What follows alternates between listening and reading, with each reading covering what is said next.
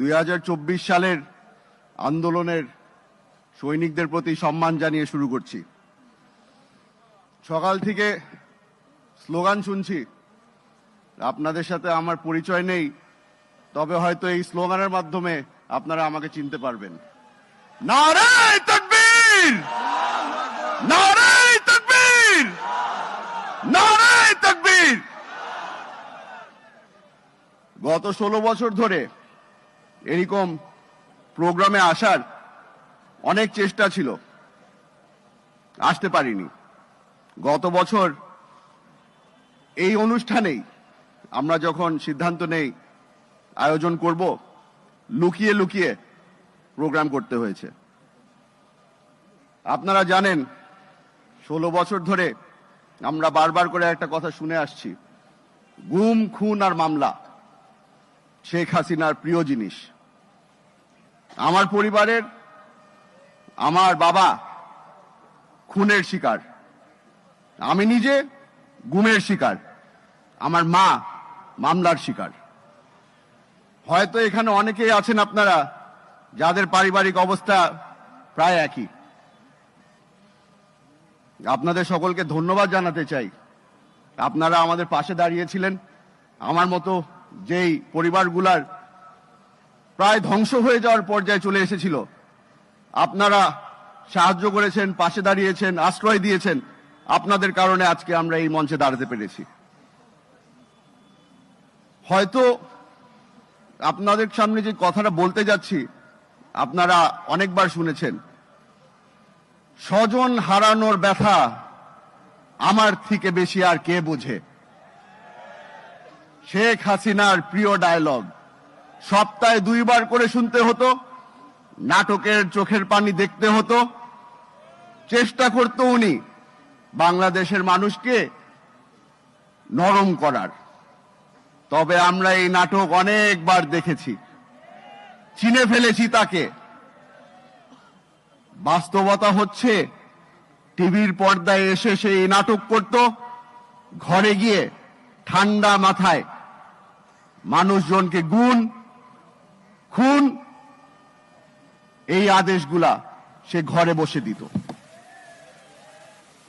আপনারা আজকে এখানে এসেছেন কারণ আপনারা জানতে চান যে আগামীর বাংলাদেশ কিরকম হবে। আগামীর বাংলাদেশে আমরা যা দেখতে পাচ্ছি, সামনে কিছু বিপদ আছে। আমাদের পাশের দেশ আপনারা দেখেছেন বারবার করে বলে অবৈধভাবে কিছু বাংলাদেশিরা ভারতে ঢুকে পড়েছে, তাদেরকে ভারত থেকে বের করে দিতে হবে। ক্ষমা করে দিবেন, তবে আমি তাদের সাথে একমত। অবৈধভাবে আওয়ামী লীগের নেতারা বর্তমানে ভারতে আছে, তাদেরকে তাড়াতাড়ি বের করে দিলেই ভালো। আমরাও চাই তারা বাংলাদেশে ফিরে আসুক। তাদেরকে কাঠগড়ায় না দাঁড়ানো পর্যন্ত আমার বাবার আত্মা শান্তি পাবে না। আপনাদের থেকে বেশি সময় নিব না, খালি এতটুকু বলে যাচ্ছি, আমাদের দলের পক্ষ থেকে, আমাদের ভারপ্রাপ্ত চেয়ারম্যান তারেক রহমান সাহেবের পক্ষ থেকে, বেগম খালেদা জিয়ার পক্ষ থেকে আপনাদের সকলকে ধন্যবাদ এবং আসসালামু আলাইকুম। এই মুহূর্তে সংক্ষিপ্ত বক্তব্য প্রদানের জন্য আমি আমন্ত্রণ জানাচ্ছি অনলাইন অ্যাক্টিভিস্ট সাইদ আব্দুল্লাহকে। সাইদ আব্দুল্লাহ।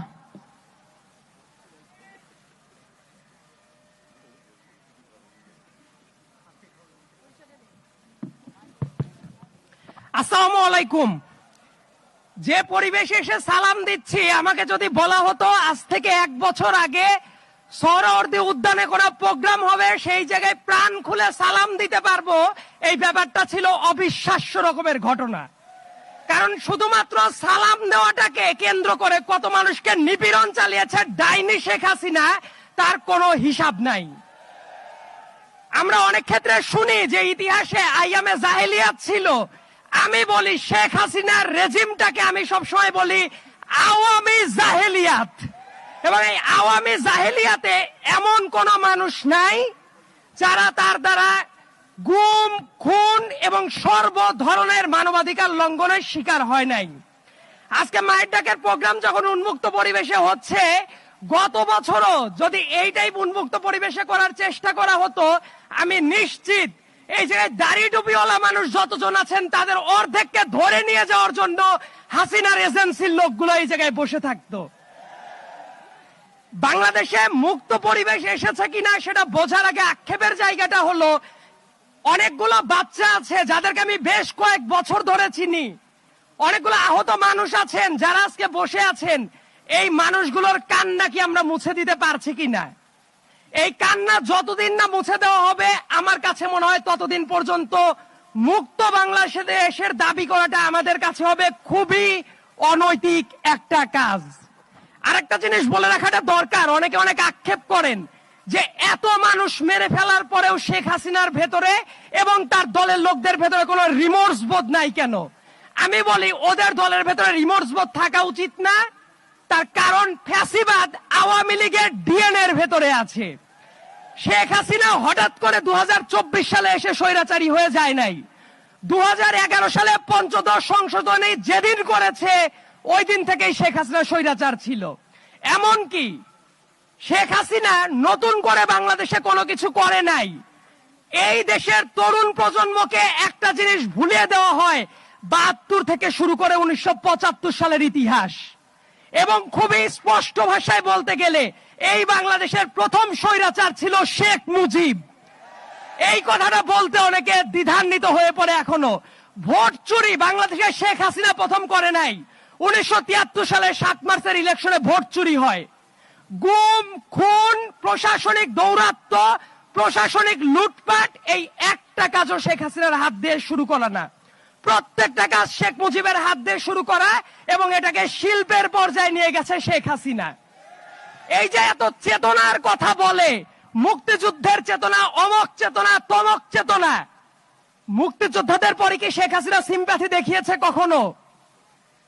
কখনো দেখায় নাই। তার কারণ আপনাদের মনে থাকার কথা, এই ঢাকার মেয়র ছিল সাদেক হোসেন খোকা সাহেব, একজন গেরিলা যোদ্ধা যার রক্তের ওপর দিয়ে বাংলাদেশ স্বাধীন হয়েছে।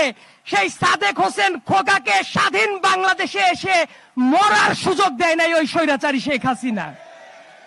তার আশেপাশে যত মানুষ থাকতো প্রত্যেকটা মানুষ লুটপাটের অংশীদার ছিল। এবং যত ব্যবসায়ী, যত সংবাদ মাধ্যমের যারা কর্মী ছিল, যত আদালত, একটা ব্যাপার নিয়ে কথা বলতে খুবই আক্ষেপ হয়, আমি আইনের ছাত্র, যে মঞ্চে দাঁড়িয়ে আমরা কথা বলছি, আমাদের হাতের বাম সাইডে যে আদালতটা আছে বাংলাদেশের ভেতরে পবিত্রতম জায়গা হিসেবে চিন্তা করা যেত, কিন্তু ওই আদালতের মাধ্যমে কত নিরীহ মানুষের রক্ত কেড়ে নিয়েছে শেখ হাসিনা, তার কোনো ইয়ত্তা নাই। এবং বাংলাদেশে মাঝে মাঝে বলা হয় না যে এদের অবিচারের মাত্রাটা কেমন? আমার কাছে মনে হয় জার্মানির নাজি পার্টির চেয়েও ভয়ার্ত ভাবে আবির্ভূত হয়েছিল শেখ হাসিনা। এবং সামনের দিনে আমাদের একটা চ্যালেঞ্জ আছে যে জাতিগতভাবে আমরা ঐক্যটা ধরে রাখতে পারি কিনা। তবে এই জায়গায় এসে আমি একটা ব্যাপার সুনিশ্চিত, সামনে বাংলাদেশে এক থাকবেই। এই জায়গায় দাড়ি টুপিওয়ালা মানুষ আছেন, শার্ট প্যান্ট পরা মানুষ আছেন, নারী পুরুষ সবাই আছে, বাংলাদেশের পতাকাটাও আছে। এই ঐক্যটা ধরে রাখা দরকার। সবাই থাকবে এই বাংলাদেশে, সবাই রাজনীতি করতে পারবে। শুধুমাত্র শেখ হাসিনা এবং তার সাঙ্গপাঙ্গরা এই বাংলাদেশে আর পুনর্বাসিত হতে পারবে না। এই ব্যাপারটা নিশ্চিত করা আমাদের অত্যন্ত জরুরি এবং এই ব্যাপারটা নিশ্চিত করা আমাদের সবার পবিত্র আমানত। এই বলে আমি আমার সংক্ষিপ্ত বক্তব্য শেষ করছি। ধন্যবাদ সবাইকে। ধন্যবাদ সাইদ আব্দুল্লাহকে। এই পর্যায়ে বক্তব্য রাখবেন বাংলাদেশ জামায়াতে ইসলামীর সেক্রেটারি জেনারেল অধ্যাপক মিয়া গোলাম পারওয়ার, সাবেক সংসদ সদস্য অধ্যাপক মিয়া গোলাম পারওয়ার।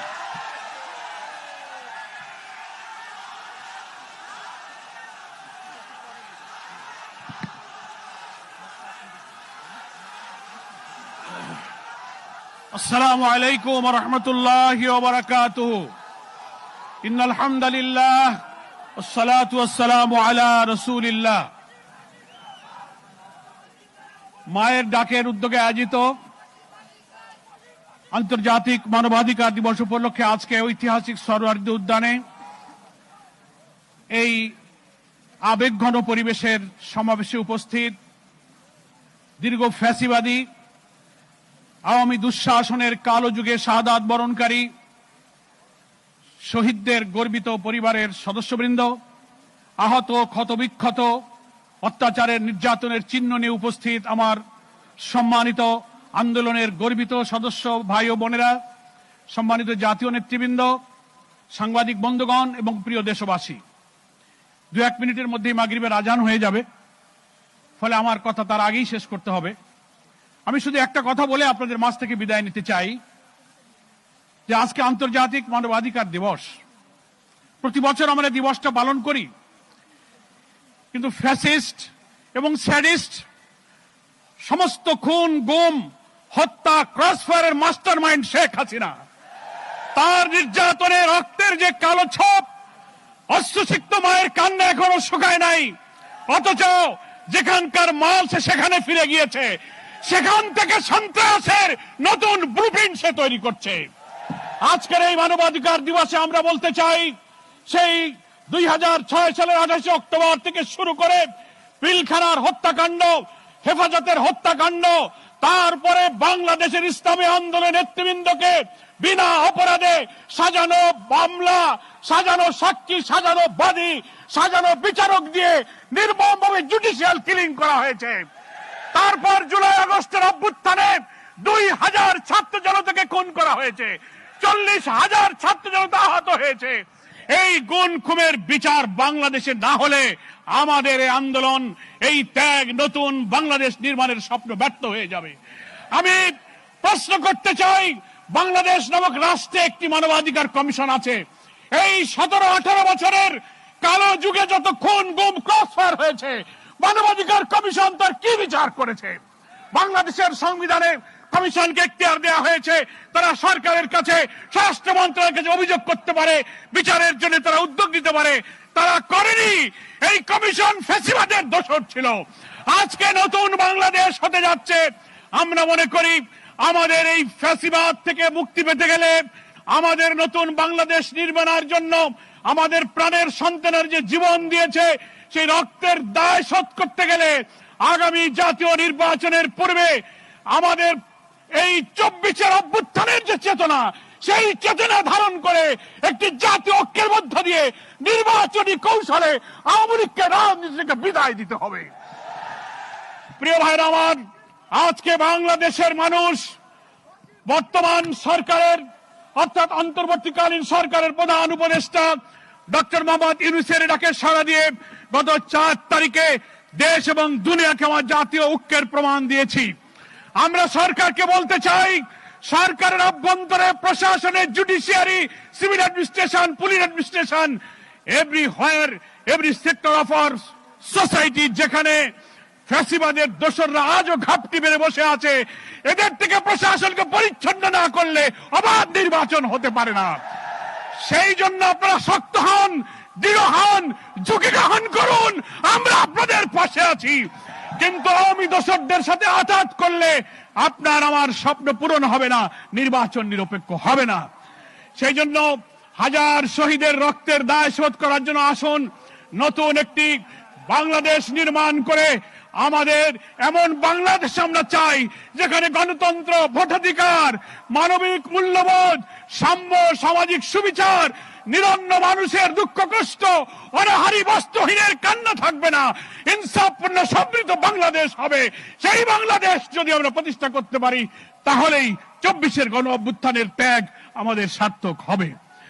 মায়ের ডাক, আজকে বাংলাদেশে যে ডাক দিয়েছেন, আজকে অশ্রুসিক্ত স্ত্রীদের কান্না, পিতাহারা সন্তান, স্বামীহারা বিধবা স্ত্রী, পরিবারের লোকেরা যে ভারাক্রান্ত পরিবেশ তৈরি করেছে চোখের পানি ছেড়ে, আমি মনে করি সরকার, জাতীয় নেতৃবৃন্দ, দেশবাসী আসুন, কোন অপপ্রচার, কোন ষড়যন্ত্র, কোন বিদেশি চক্রান্তের মাথা নত না করে আমরা একটি সাহসী সংগ্রামে জাতীয় ঐক্য গড়ে তুলে জাতীয় নির্বাচনের গণতান্ত্রিক পথে আমরা আওয়ামী লীগকে চিরবিদায় করে দিই।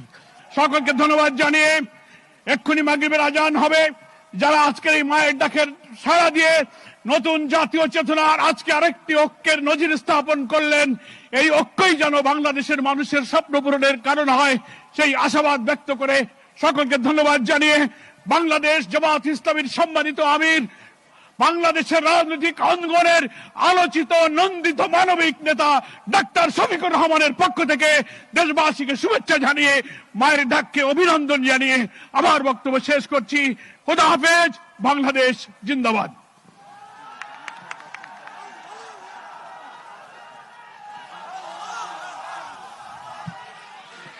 ধন্যবাদ। বাংলাদেশ জামায়াতে ইসলামীর সেক্রেটারি জেনারেল জনাব অধ্যাপক মিয়া গোলাম পারওয়ার এমপিকে বক্তব্য প্রদানের জন্য। আমাদের মাগরিবের ওয়াক্ত সন্নিকটে আমরা আমাদের এই সমাবেশ চলমান থাকবে। তবে আমরা মাগরিবের আজানের আগ পর্যন্ত সমাবেশে বক্তব্য শুনবো। তারপর যেই সংক্ষিপ্ত নামাজের বিরতির পরে আমাদের সমাবেশ চলমান থাকবে, কারণ আমাদের মাঝে আরো বেশ কিছু বর্ষিয়ান রাজনীতিবিদ এবং গণ্যমান্য ব্যক্তিরা উপস্থিত রয়েছেন, তাদের বক্তব্য আমরা শুনবো। তবে এই পর্যায়ে মাগরিবের নামাজের বিরতির আগে আমরা শেষ বক্তব্য শুনবো এবি পার্টির সদস্য সচিব ফুয়াদ ভাই।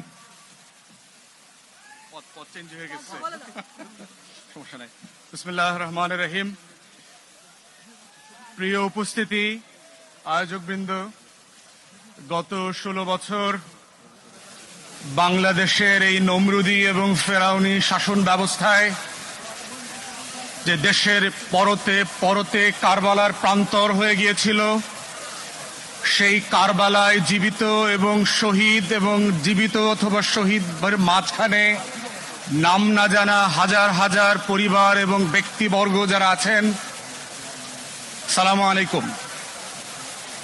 বাংলাদেশের ইতিহাসের 800 বছরের পরে 2024 সালের গণ অভ্যুত্থানে যে ঘটনাটা ঘটে গেছে, সেটা হচ্ছে লক্ষণ সেন, ইখতিয়ার উদ্দিন মোহাম্মদ বিন বখতিয়ার খলজির আসন্ন সেনাবাহিনীর ভয়ে নদিয়ার প্রাসাদ থেকে পিছনের দরজা দিয়ে যেভাবে পালিয়ে গিয়েছিলেন, গত 800 বছরে এই বাংলার আর বঙ্গীয় জমিনের দ্বিতীয় উদাহরণ তৈরি করেছেন হচ্ছে বাংলার ফ্যাসিবাদী শাসন ব্যবস্থার নায়ক, শেষ বংশের শেষ উত্তরাধিকারী বেগম লক্ষণ সেন।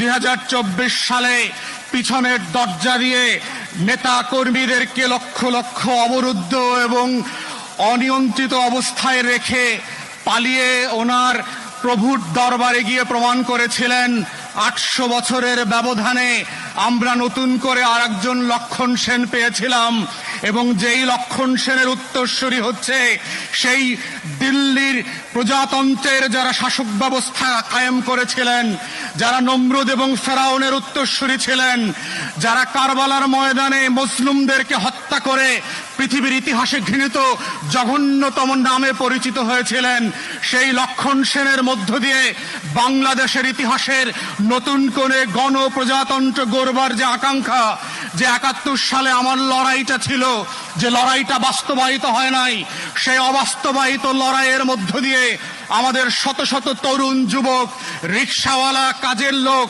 বুয়া থেকে শুরু করে শিশু পর্যন্ত শহীদ হয়ে নতুন বাংলাদেশ গড়বার যেই চৈতন্যকে জাগরণ করে দিয়ে গেছে, সেই চৈতন্যের প্রথমতম স্লোগান ছিল দেয়ালে দেয়ালে, যে শহীদ আবু সাইদ মুগ্ধ, শেষ হয় নাই যুদ্ধ, লাখো শহীদের রক্তে গড়া দেশটা কারো বাপের না, অতএব বাংলাদেশটা কারো বাপের না। সেটা 800 বছর আগে লক্ষণ সেনকে এই দেশের মানুষ যেভাবে বুঝিয়ে দিয়েছিল, 2024 সালের জুলাই এবং আগস্টে শেখ পরিবারকে আবার বুঝিয়ে দেওয়া হয়েছে বাংলাদেশ কারো বাপের না। শেখ পরিবারের কাছে এই বাংলাদেশ 72 থেকে 75-এও ইজারা দেওয়া হয় নাই, 16 বছর ইজারা দেওয়া হয় নাই, আগামীতেও দেওয়া হবে না।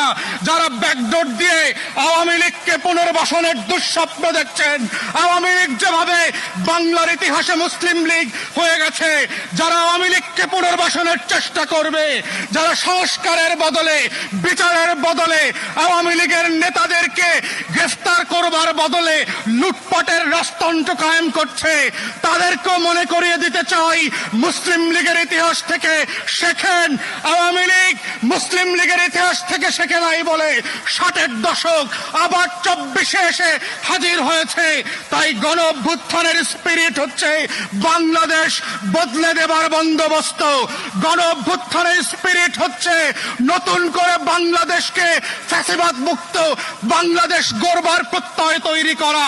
গণ অভ্যুত্থানের স্পিরিট হচ্ছে সংস্কার এবং পরিবর্তন।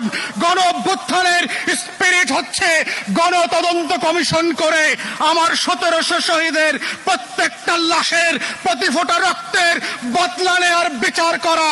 গণ অভ্যুত্থানের স্পিরিট হচ্ছে 25,000 প্রতিবন্ধী এবং আহত মানুষকে বাংলাদেশের উত্তর প্রজন্মের কাছে পরিচিত করিয়ে দেওয়া। গণতদন্ত কমিশনের মধ্য দিয়ে গণ অভ্যুত্থানের স্পিরিটকে বাস্তবায়ন করবার জন্য আমরা এখন পর্যন্ত দেখি নাই অন্তর্বর্তীকালীন সরকার গত 4.5 মাসে একটা তদন্ত কমিশন করেছে। আমরা গত 4 মাসে দেখলাম না পিলখানা গণহত্যার জন্য যারা আমরা রাস্তায় রাস্তায় মিছিল করেছি গত বছরগুলোতে তাদের বিচারের জন্য একটা তদন্ত কমিশন হয়েছে। আমরা এখন পর্যন্ত দেখলাম না গত 4.5 মাসে এই বিচার ব্যবস্থাকে ঢেলে সাজানোর জন্য ন্যূনতম আয়োজন করা হয়েছে। অন্তর্বর্তীকালীন সরকারের উপদেষ্টা আছেন, আমরা মনে করিয়ে দিতে চাই রাজপথের লড়াইকে ভুলে যাবেন না। রক্তের বদলাতের রক্তের যে বিচারের দাবি এসছে সেগুলোকে ভুলে যাবেন না। আমলাতন্ত্রের ফাঁদে পড়বেন না। রাজনৈতিক দলের বাটপারি আর নির্বাচনের যে গণদাবি আসছে এগুলোর মধ্য দিয়ে যেন বিচারের দাবিগুলো হারিয়ে না যায়। তাই আমরা আশা করছি বাংলাদেশের ইতিহাস বদলে দেবার যে লড়াই 24-এ হয়েছে এর প্রত্যেকটা পরতে পরতে বাস্তবায়নের দায়িত্ব আপনাদেরকে নিতে হবে। না হলে ফ্রেঞ্চ রেভলিউশন থেকে রুশ বিপ্লবের ইতিহাস থেকে শিক্ষা নেবেন। আপনারা এবং আমরা গিলোটিনের নিচে আছি, বিচার করবেন, না হলে আমরা এই বিচারের মুখোমুখি হব।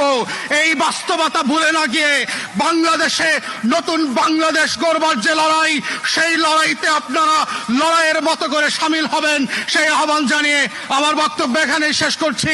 সবাইকে অসংখ্য ধন্যবাদ। ধন্যবাদ মায়ের ডাক এবং তার পরিবারদেরকে। আসসালামু আলাইকুম।